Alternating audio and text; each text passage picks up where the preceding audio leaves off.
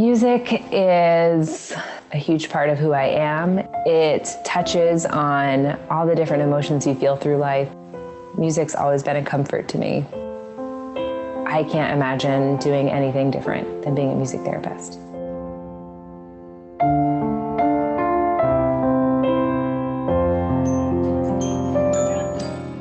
And his hair was made of gummy bears. Gummy bears. I think music can do something different for every patient.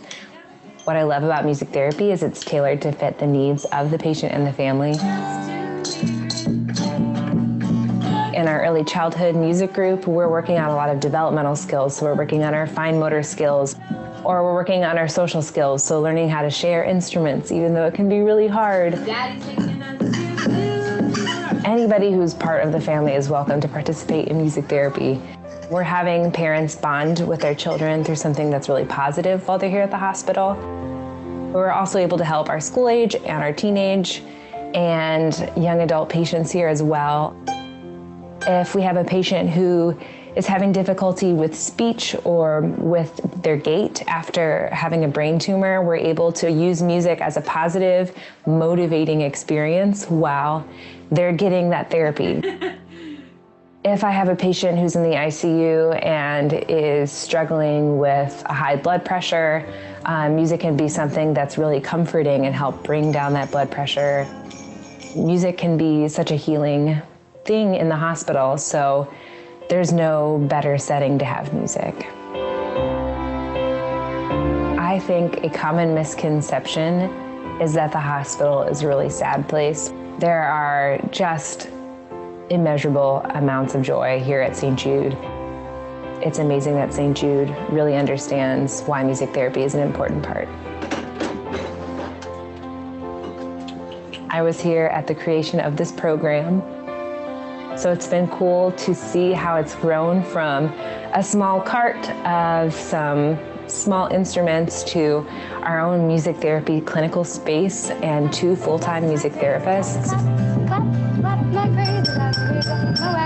I'm so grateful to be at a place like St. Jude. I get to come here every day and do this amazing job that makes such an impact on patients and families. It's such an honor and a privilege to be able to work with these patients who are going through such difficult times. I get to be a part of their journey, which is something that I wouldn't trade for anything.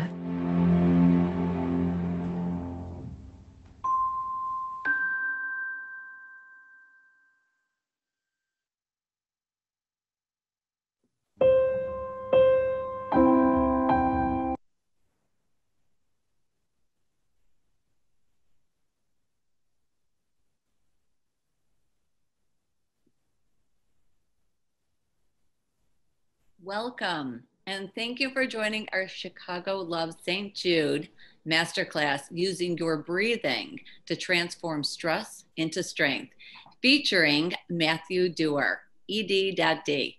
This is the first masterclass of a series of 4 that you'll be able to join us every Tuesday in June at 12 o'clock Central Standard Time for free. So tune in to learn, create, engage with Chicagoland experts who also support St. Jude Children's Research Hospital. So programming for Chicago Loves St. Jude is all free. But if you would like to support St. Jude, you can text Chicago to 626-262 at any point to join us in the fight against childhood cancer. I'm Front Row Phyllis, a national entertainment reporter. You can catch me on TV and on radio. And joining me today is expert Matt Dewar.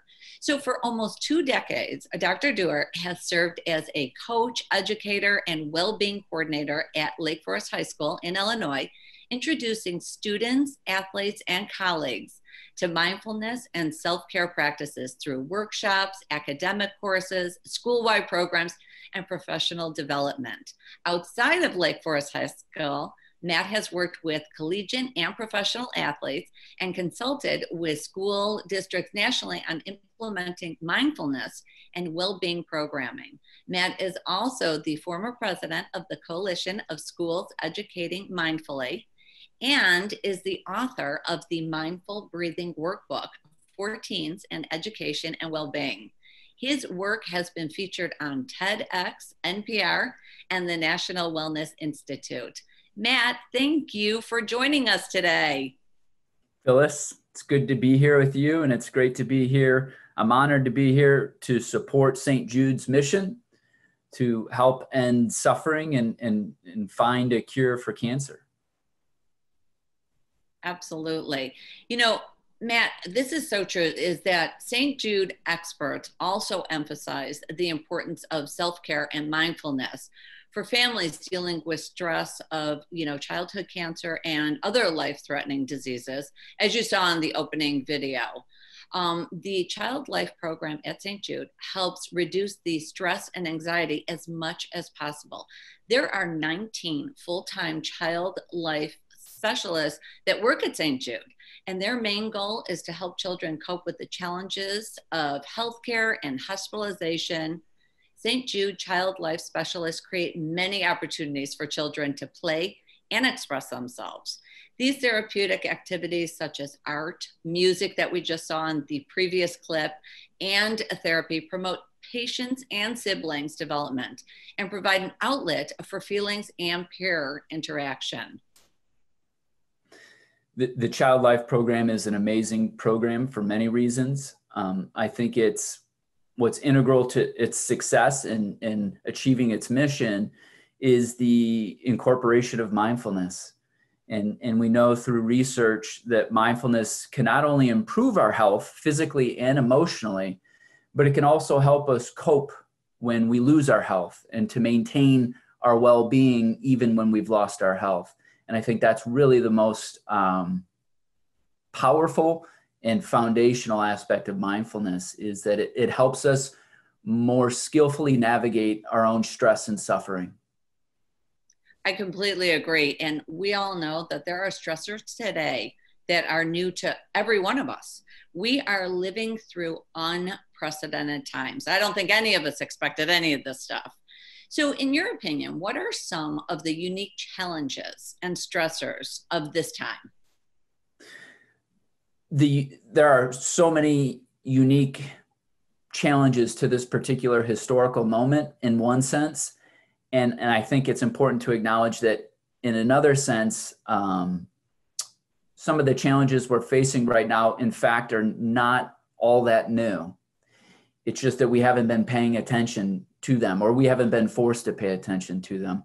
And I think when you have historical moments like this and collective crisis, it kind of brings to the surface certain aspects of common human experience that we don't necessarily pay attention to. And with that being said, I think what does actually make this kind of unique in our particular lifetime is not any one stressor in particular, but the fact that we're dealing with so many stressors at once. I said to my students, I said, if we wanted to pretend that we were creating a lab to figure out, based on research, how could we stress someone out?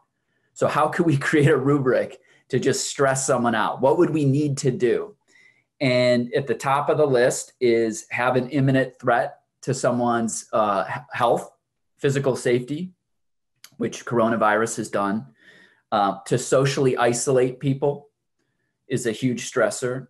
To create a perception of things worsening, to create a perception that things are outside of your control, to not have normal opportunities to vent frustration.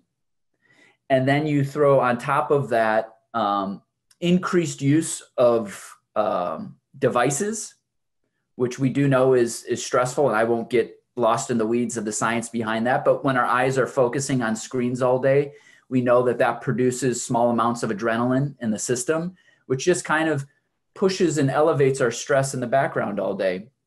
And so when you combine all of these things at once, it just disrupts our sense of normalcy. And I think it's one feature of our well-being is the ability to go through our day without having to think about little things, our basic routines. And what the coronavirus has done is it's disrupted our basic sense of normalcy so that we have to think about the smallest things on a day-to-day basis. How am I going to go to the grocery store? what am I going to do once I get in the car? What am I going to do when I get out of the car? How am I going to, like, we have to think about all these new data points in our environment and our day-to-day lives. And all of this increases vigilance in the brain. And that's stressful. When we have to pay attention in a heightened way, that creates stress. So this has been a very stressful moment for a lot of people. You hit the nail right on the head. So what are some general ways that we can empower ourselves and really cope with these stressors and these challenges in every day, every minute of the day? What can we do? It's a really good question. And it's one that I'm commonly asked the past 2 months.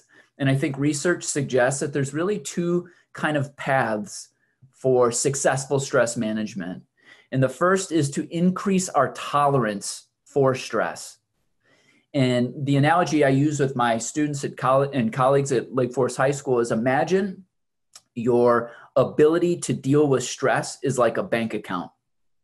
And through your self-care, you're investing in that account so that when expenses come, you can pay them out without going into debt. And so what self-care is doing is it's basically building your capacity to deal with stress.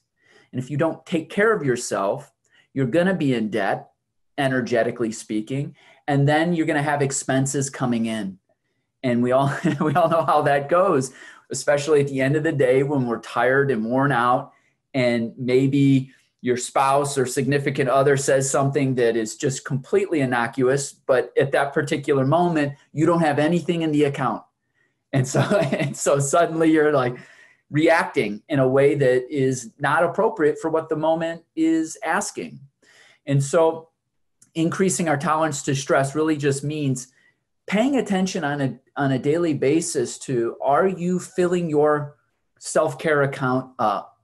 And I think the most basic way to do that, or the most important way to do that, is to maintain a regular schedule with healthy sleep at the center of it.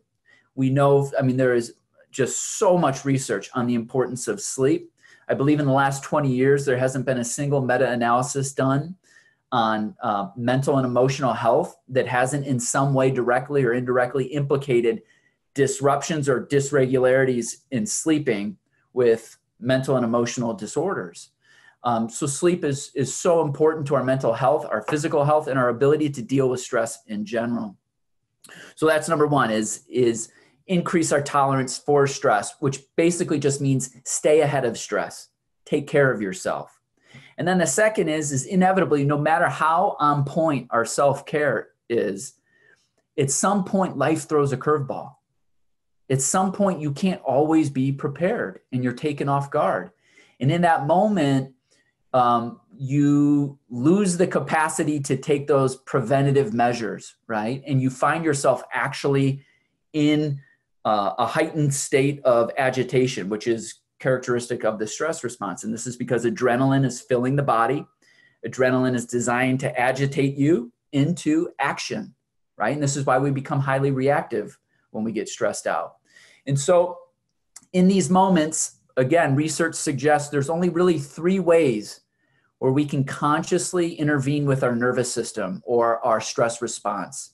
And that's through our vision, it's through movement, and it's through breathing. And breathing is obviously the aspect of that we're going to talk about today. Absolutely. So how can breathing be used as self-care? What do you suggest? I've always said this is a huge part of, it should be a huge part of our everyday, right? Absolutely. It is the most effective and accessible and convenient way to regulate our physiology in real time. And there is documentation going back over 5,000 years of people writing about different breathing techniques to control our internal state. And this is what makes being a human being so interesting, or one of the many things that makes being a human being so interesting, is that we are the only things on the planet that can consciously control our breathing, right? No other thing can do that. And we breathe 20 to 30,000 times a day. I always say this to my students: you're never at a distance from your breathing.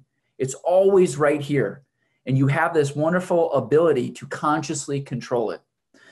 Researchers at Stanford about, I think it was 3 summers ago, discovered kind of what or I shouldn't say discovered, verified what we've always kind of known. And that's that respiration and stress, or emotional arousal, as they call it, are linked in the brain. And they actually found a shared pathway of neurons in the brain where respiration and emotion are tied together. And so what this means is that at every moment, how you're feeling, your internal state, is reflected in your breathing. If you're actually paying attention to your breath, it's showing you how stressed you are in real time. And it's the way your physiology, it's kind of like the first responder to stress in your body. And so by learning to, with students, we talk about social emotional learning all the time, the importance of emotional intelligence. And at the foundation of that is what's called self-awareness. And self-awareness, at the heart of self-awareness, we could do a whole episode on self-awareness, Phyllis. But at the heart of self-awareness is this ability, the fancy scientific word is interoception, which just means the ability to perceive stress in your body in real time. How stressed out am I? How many times do you realize that your stress bucket is getting full, and then suddenly it's spilling over? Most of the time we don't. We only notice when it's spilling over and dumping everywhere, and we're saying things and doing things that even just moments later we regret. And so it's self-awareness. At the heart of self-awareness is this ability to realize how our stress bucket is slowly filling up throughout the day, and then to consciously employ strategies to lower it back down. And I say this to students all the time, if we don't pay attention to our stress levels, we'll often just react to them with, often our worst habits are misguided attempts to control or manage our stress. And so breathing then, again, becomes this wonderful, potentially powerful tool to, one, be aware of our stress in real time, and then use our breath to actually manage and change our stress in real time. One quick thing, I think I'm rambling here because I love talking about this stuff. One useful analogy that I use with students is, just imagine sitting in a car and you look at the dashboard. And the thing about using a car is most of us don't understand how an engine works, right? But we just use the car. We know enough to put the key in, turn the wheel, and get to where we need to go, right? And this is how we use our body, right? We use our body all the time, but we don't necessarily understand what's going on underneath the hood. And so in a car, we have check engine lights. And we also have the RPMs that's showing how hard our engine is working. And that's what our breathing is. It's showing our RPMs in real time. And it's also kind of a check engine light. It can tell us when we're really anxious. And what's even crazier is that once we realize our RPMs are too high, our breathing is also like the gear shifter, where we can consciously shift the gears and bring our engine down, so to speak. Wow. I'm throwing a lot at you. I love that. You know what? I mean, if you put it in that context, it just makes so much more sense. I mean, we all have that, and we all have the ability to, change things and just calm ourselves down. And I think that it's easier said than done, right? Because we're all going through this. Yeah. Someone said recently, at no time in the history of the world has anyone ever calmed themselves down or anyone else by telling them to calm down. Right.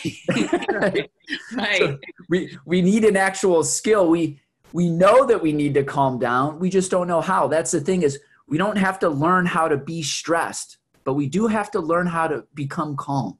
Right. Exactly. And you know what? It's so easy for all of us, especially during this, is to just get overwhelmed. I mean, I think that we all get overwhelmed on day to day anyways. And then you add all of this chaos that's been going on for all of us in the world and changing our everyday routine.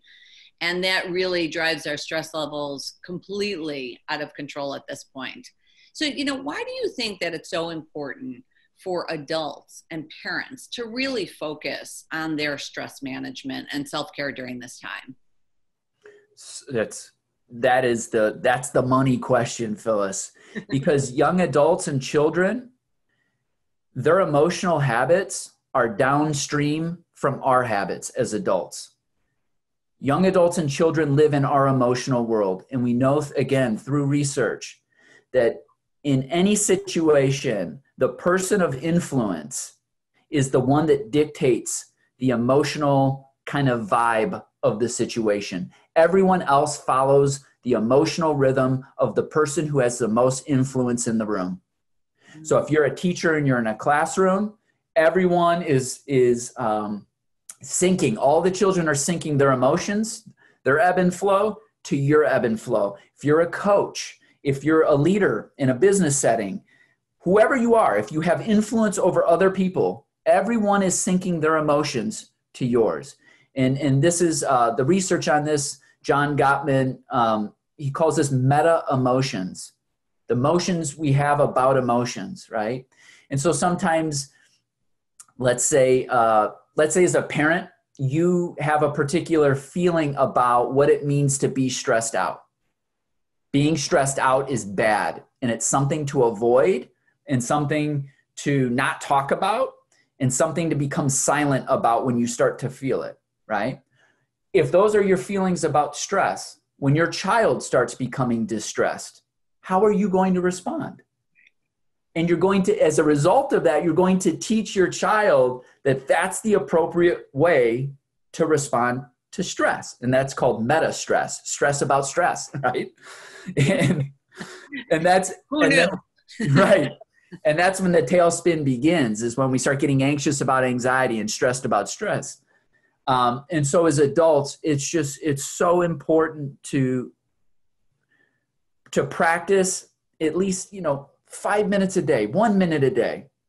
Put yourself into a place where you can be still, where you can be quiet, and where you can just be with your breath and let your body tell you in real time how you are. And learn to, and this is the beauty of mindfulness, learn to observe what it's telling you non-judgmentally. If you can just sit there and not react to what you're feeling, but just simply feel it, observe it, notice it, and let it go. That is a superpower in our day and age, because everything is moving so fast in our world. And one of the central skills for emotional well-being is that when everything is speeding up, we have to learn to slow down. And it's really hard to do that. Again, we have to train that. That's not something that just accidentally happens. I think that this whole process, I think everything that we've all gone through, I think it made us slow down. Don't you think so? Absolutely. And I think that's why initially, and maybe still to some extent, so many people are very antsy. Right. Because stillness and silence are a mirror. They mirror yourself back to yourself, right? You can't, I always say this, that you can't run away from yourself when you're still and quiet. So if you have a healthy relationship, stillness and quiet are a wonderful opportunity to be present to yourself. But if you have maybe a dysregulated relationship, or you haven't visited with yourself in a long time, then stillness and quiet or a slower pace can be very unsettling. And I think if, I've said this to a number of folks, if in the midst of this quarantine, you've found that your anxiety has escalated tremendously, that's a wonderful opportunity. That's an invitation into a more skillful relationship with yourself. Start investing in your self-care. That is fantastic. Matt, thank you again for taking the time, sharing your expertise. I'm so excited. I know everybody out there is so excited. This definitely could not come at a more perfect time for all of us to take these tips and start incorporating it into our lives, into our everyday lives. And thank you to everyone who joined us and who supports St. Jude Children's Research Hospital's mission, finding cures and saving children. You can find a full calendar of events for the rest of June on the website, stjude.org. Shy loves St. Jude. Together, we can inspire more acts of kindness. Thank you again. Thank you, Phyllis.